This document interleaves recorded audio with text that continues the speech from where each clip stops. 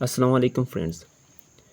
इस वीडियो में मैं बात करूंगा रिस्पिरेटरी सिस्टम के एक इम्पॉर्टेंट टॉपिक पर, जिसको डेड स्पेस ऑफ लंग्स कहते हैं। ये बहुत ही इम्पॉर्टेंट टॉपिक है, बहुत से स्टूडेंट को कन्फ्यूजन होता है। आज ही मैं आप सबकी कन्फ्यूजन को दूर करने के लिए आया हूँ। अच्छा, डेड स्पेस ऑफ लंग्स की डिफिनीशन के बारे में हम जानते हैं कि एक्चुअली इसका मतलब क्या है, इसको हम कैसे डिफ़ाइन करेंगे। तो सबसे पहले हम चलते हैं डिफिनीशन की तरफ। ठीक है, इट इज़ द स्पेस और portion It is the space or portion of the respiratory system, means in airway where air is present but gas exchange does not occur with pulmonary capillaries blood flow। इसका मतलब ये है कि respiratory system में एक ऐसा space है या फिर पोर्शन है जहाँ पर एयर तो मौजूद होता है बट गैसेस एक्सचेंज नहीं होता। क्या नहीं होता? गैसेस एक्सचेंज नहीं होता। तो उस स्पेस को क्या कहते हैं? डेड स्पेस ऑफ लंग्स कहते हैं। यहाँ पर भी एक दूसरा डिफिनेशन है, the space where gases exchange. कौन सा? ये the space where gases exchange does not occur in respiratory system. मतलब रिस्पिरेटरी सिस्टम में गैसेस एक्सचेंज जब जहाँ से नहीं होता, उस स्पेस को क्या कहते हैं? डेड स्पेस ऑफ लंग्स कहते हैं। Let's know about two zone of respiratory systems.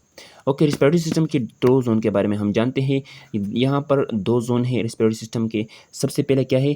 Conducting zone और दूसरा क्या है? Respiratory zone. अब कंडक्टिंग जोन के बारे में हम जानेंगे कि एक्चुअली कंडक्टिंग जोन क्या है। कंडक्टिंग जोन का मतलब है, चलो हम सबसे पहले हम जानेंगे रिस्पिरेटरी जोन की तरफ। ठीक है, कि रिस्पिरेटरी जोन क्या है। Respiratory zone where exchange of gases occur, जहाँ पर गैसेस एक्सचेंज होता है।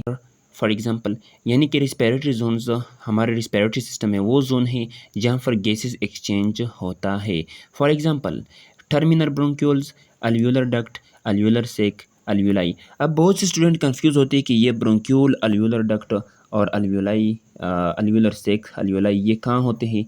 ये हमारे लंग्स के अंदर ही होते हैं। ये चार पार्ट जो है, terminal bronchioles, alveolar duct, alveolar sac, alveoli, ये हमारे लंग्स के अंदर होते हैं। ठीक है, एक दूसरे के साथ अटैच होते हैं। और यहाँ पर क्या होता है? यहाँ पर गैस एक्सचेंज होता है। गैस एक्सचेंज क्या है? यानी कि कार्बन डाइऑक्साइड जो है वो बाहर आता है और ऑक्सीजन जो है वो इंटरनल इनके ब्लड की तरफ जाता है। तो यहाँ पर ये बताया गया है कि all of respiratory zones because gas exchange occur, क्योंकि ये जितने भी है ये रिस्पिरेटरी जोन से, क्योंकि गैस एक्सचेंज यहाँ पर होता है। अब हम चलते हैं कंडक्टिंग जोन की तरफ। ठीक है, कि एक्चुअली कंडक्टिंग जोन का मतलब क्या है। कंडक्टिंग जोन वो जोन है थ्रू विच एयर कंडक्ट, जहाँ पर एयर की कंडक्शन होती है। यानी कि नोज से लेकर ब्रोंकस तक, नोज से लेकर, नोज के बाद क्या आता है? फेरिंग्स, फेरिंग्स के बाद लेरिंग्स, लेरिंग्स के बाद ट्रेकिया, ट्रेकिया के बाद क्या आता है? ब्रोंकस। इसी को क्या कहते हैं? कंडक्टिंग जोन कहते हैं। बट एक्सचेंज डज नॉट अकर, क्योंकि एक्सचेंज यहाँ पर नहीं होता, एक्सचेंज ऑफ गैसेज नहीं होता। Here gas exchange, gases present but can't exchange, called dead space. यहाँ पर गैसेस तो होते हैं, मतलब उसकी कंडक्शन होती है। कहाँ जाती है कंडक्शन? लंग्स की तरफ जाते हैं, लेकिन गैस एक्सचेंज नहीं होता। इसलिए इसी स्पेस को क्या कहते हैं? डेड स्पेस कहते हैं। अब हम आगे चलते हैं। यहाँ पर ये let's know about tidal volume. कुछ टाइडल वॉल्यूम के बारे में हम जानने कि टाइडल वॉल्यूम एक्चुअली क्या है, इसका फंक्शन क्या है और इसकी डिफिनेशन क्या है। टाइडल वॉल्यूम वो वॉल्यूम है ऑफ एयर का जब हम नॉर्मल ब्रीथिंग में एयर को इनहेल करते हैं फिर एक्सहेल करते हैं, उसको टाइडल वॉल्यूम कहते हैं। टाइडल वॉल्यूम की अमाउंट कितनी है? टाइडल वॉल्यूम जो है, टाइडल वॉल्यूम की अमाउंट 500 ml है। ठीक है, total volume 500 ml। Tidal volume की अमाउंट कितनी? 500 ml है। और इसी 500 में से 150 ml जो है वो कंडक्टिंग एयरवे में होता है। This present in the conducting airway but can not participate in gas exchange. ये 150 नहीं कि 500 में से 150 ml का वॉल्यूम ऑफ एयर का 150 ml जो है वो गैस एक्सचेंज में हिस्सा नहीं लेता, वो कंडक्टिंग एयरवे में मौजूद होता है। यानी कि nose, trachea, larynx, pharynx, bronchi, यहाँ पर ये होता है but that can't participate in gas exchange, लेकिन गैस एक्सचेंज में हिस्सा नहीं लेता। और इसी ये 150 ml का जो वॉल्यूम है, इसको हम क्या कहते हैं? इसको डेड स्पेस ऑफ लंग्स कहते हैं, इसको क्या कहते हैं, डेड स्पेस ऑफ लंग्स। अब यहाँ पर दूसरी साइड पे 350 ml जो रह गया, इसी को कहते हैं रिस्पिरेटरी एयरवे। ये रिस्पिरेटरी एयरवे को फिल करता है। रिस्पिरेटरी एयरवे को जब फिल करता है तो वहाँ पर फिर गैस एक्सचेंज होता है, मीन 350 ml गैसेज एक्सचेंज होता है।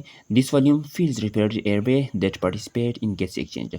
ये क्या है, ये पार्टिसिपेट करते हैं गैस एक्सचेंज में और ये रिस्पिरेटरी एयरवे में जाता है। लेट सपोज ये ह्यूमन बींग्स की एक इमेज दिखाई गया है, ठीक है। लेट सपोज ये नोज़ है, यहाँ से एयर आता है, ठीक है। यहाँ से एयर एक्सहेल भी होता है और इनहेल भी होता है। यहाँ पर फेरिंग्स आता है, फेरिंग्स के बाद लेरिंग्स, लेरिंग्स के बाद ये ट्रेकिया, यहाँ तक ट्रेकिया के बाद ये इस साइड पे राइट ब्रोंकस, इस साइड लेफ्ट ब्रोंकस। अच्छा, यहाँ पर ये ब्रोंकस तक लेकर, नोज से लेकर ब्रोंकस तक, इसी जोन को क्या कहते हैं, इसको कंडक्टिंग जोन कहते हैं। और यहाँ पर गैस एक्सचेंज नहीं होता, जस्ट एयर जो है वो पास होता है, ठीक है। अब यहाँ ब्रोंकस से अंदर जो है ना ब्रोंक्यूल स्टार्ट होते हैं, ब्रोंक्यूल के लास्ट में यानी कि अल्वियोलाई होती है। और इस रीजन का क्या कहते हैं, इसको रिस्पिरेटरी जोन कहते हैं। यहाँ पर देखा गया ये अल्वियोलाई है, अल्वियोलाई में क्या होता है, गैस एक्सचेंज होता है। और ठीक है, ये यहाँ इसको कहते हैं ब्रोंक्यूल्स। ये लंग्स की इमेज दिखाई गई है और ये ब्रोंकस है, ठीक है। ट्रेकिया सारा मैंने बता दिया ऑलरेडी। यहाँ पर सीक्वेंस के साथ देखेंगे कि नोज के बाद क्या आता है, फेरिंग्स, फेरिंग्स के बाद क्या आता है, लेरिंग्स, लेरिंग्स के बाद ट्रेकिया आता है, ट्रेकिया के बाद ब्रोंकस, फिर ब्रोंक्यूल्स, फिर उसके बाद अल्वियोलाई। अल्वियोलाई और ब्रोंक्यूल जो है इसको रिस्पिरेटरी जोन कहते हैं और बाकी जितने भी है उसको कंडक्टिंग जोन कहते हैं। आगे हम चलते हैं। यानी कि जितना भी 100% हम एयर इंस्पायर करते हैं, इनहेल करते हैं, उनमें से 30% जो है ना वो वेस्ट हो जाता है, जिसको हम डेड स्पेस वॉल्यूम कहते हैं, ठीक है। Know types of dead space. अब डेड स्पेस के बारे में हमने जान लिया कि डेड स्पेस क्या है। डेड स्पेस की 3 टाइप्स है। सबसे पहला है anatomical dead space. Anatomical dead space का मतलब ये है कि एनाटॉमी यानी कि ये नोज से लेकर लेरिंग्स यानी कि pharynx, larynx, trachea, bronchi, bronchus तक ये जितना भी आता है इसको क्या कहते हैं, एनाटॉमिकल डेड स्पेस। क्यों? क्योंकि यहाँ पर एयर सिर्फ अल्वियोलाई तक जाता है लेकिन गैस एक्सचेंज नहीं होता। वो पोर्शन जहाँ पर गैस एक्सचेंज नहीं होता उस पोर्शन को क्या कहते हैं, उस पोर्शन को डेड स्पेस ऑफ लंग्स कहते हैं। सो यहाँ नोज से लेकर और ब्रोंकस तक इसी रीजन को फिर क्या कहते हैं, एनाटॉमिकल डेड स्पेस कहते हैं। Let's move to our next page. अच्छा, सेकंड पार्ट जो है alveolar dead space. Alveolar dead space का मतलब क्या है, it refer to the alveoli when some time gas exchange can't occur. ये किस चीज़ को रेफ़र करता है, ये अल्वियोलाई को रेफ़र करता है क्योंकि वहाँ पर सम टाइम गैसेज एक्सचेंज नहीं होता ड्यू टू पोर ब्लड, क्योंकि वहाँ पर ब्लड सप्लाई पोर होता है, सही ब्लड सप्लाई नहीं हो सकता। सो इसीलिए जब ब्लड यहाँ सही पर नहीं होता, वहाँ पर जब सही ब्लड नहीं होता तो फिर गैस एक्सचेंज नहीं होता, यानी कि कार्बन डाइऑक्साइड और ऑक्सीजन की अच्छी तरीके से डिफ्यूजन नहीं हो सकता, मतलब इन्हेलेशन और एक्सहेलेशन का जो वेंटिलेशन प्रोसेस है वो वहाँ पर अच्छी तरीके से नहीं हो सकता। एग्जांपल पल्मोनरी एम्बोलिज्म की वजह से अल्वियोलर डेड स्पेस बन जाता है समटाइम। वैसे तो अल्वियोलाई में डेड स्पेस नहीं होता लेकिन सम टाइम होता है। क्यों? क्योंकि वहाँ पर ब्लड सप्लाई नहीं होता, इसलिए फिर उसी रीजन को भी हम कह सकते हैं कि अल्वियोलर डेड स्पेस है, क्योंकि वहाँ पर फिर ऑक्सीजन का जो है वो एक्सचेंज नहीं होता कार्बन डाइऑक्साइड के साथ। अब थर्ड जो है last one, physiological dead space का मतलब क्या है कि इसमें एनाटॉमिकल और एल्वियोलर डेड स्पेस दोनों इन्वॉल्व है, ठीक है। दोनों की इन्वॉल्वमेंट की वजह से इसको फिजियोलॉजिकल डेड स्पेस कहते हैं। लेकिन हेल्दी पर्सन में ऑलमोस्ट ये इक्वल होता है एनाटॉमिकल स्पेस की, ठीक है। Physiological dead space healthy individual में ये एनाटॉमिकल के ऑलमोस्ट बराबर होता है। 150 ml डेड स्पेस, यानी कि डेड स्पेस जो होते हैं वो 150 ml का वॉल्यूम होता है उस एयर का, ठीक है। अल्वियोलर डेड स्पेस जो है वो निग्लिजिबल होता है किस चीज़ में, हेल्दी इंडिविजुअल में। जो हेल्दी इंडिविजुअल होता है उसमें अल्वियोलर डेड स्पेस यानी कि कम होता है। क्यों? क्योंकि उसका लंग जो होता है वो फ्रेश होता है, उसको कोई डिजीज़ वगैरह नहीं होता, इसलिए फिर उसमें अल्वियोलर डेड स्पेस ज़्यादा नहीं होता। और जबकि फिजियोलॉजिकल डेड स्पेस जो है वो सम केसेस में, यानी कि जब किसी को अस्थमा होता है या फिर किसी को एम्फाइसीमिया होता है या फिर स्मोकिंग जो करता है उसमें फिर वो फिजियोलॉजिकल डेड स्पेस जो वो बड़ा होता है, यानी कि ज़्यादा होता है, ठीक है। तो ये आज का टॉपिक था हमारा डेड स्पेस ऑफ लंग्स के बारे में।